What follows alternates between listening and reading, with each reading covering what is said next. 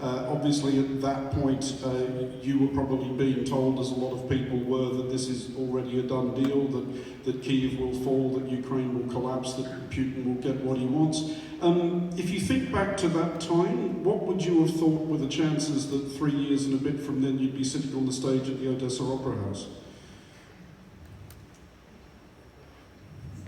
One thing that I thought would happen is that if Ukraine was successful in resisting Russia, as Ukraine has been, that this war still would be going on.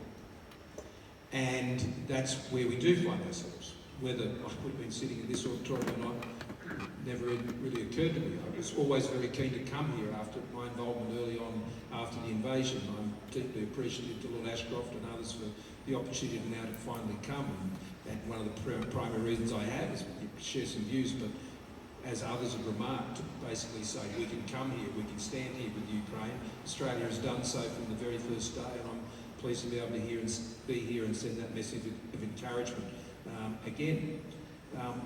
So, yes, I did think it would, because how else is it going to end ultimately? And this is where I think we're at a very challenging crossroads. You can't just fight this war forever.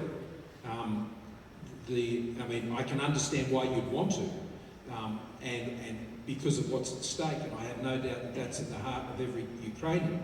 But when you're looking further afield, how do you get to a peace where it's a peace where there's security, where a peace that can be sustained, and the presence of liberty, and how is that maintained over time? And I think we're at this crossroads where, well, Putin won't come to the table, and the United States and President Trump has a difficult decision to make. How do you get him to the table? You can go down the economic sanctions route, which I suspect is his much preferred alternative. But as I said, you're going to have to be careful about potential carve-outs, because that in the developing world, in the global south, could end up having a more negative reaction than the one you'd contemplated. So that's very difficult. The alternative is to beef up the capability to be able to strike deeper into Russian territory. And Putin, I think, only understands one thing, and that is sheer force. I don't think he's a persuadable individual, but when he will understand force, and he'll understand economic ruin, and both of those options have to be fully contemplated. And Hugo, just in closing, we've only got a couple of minutes left.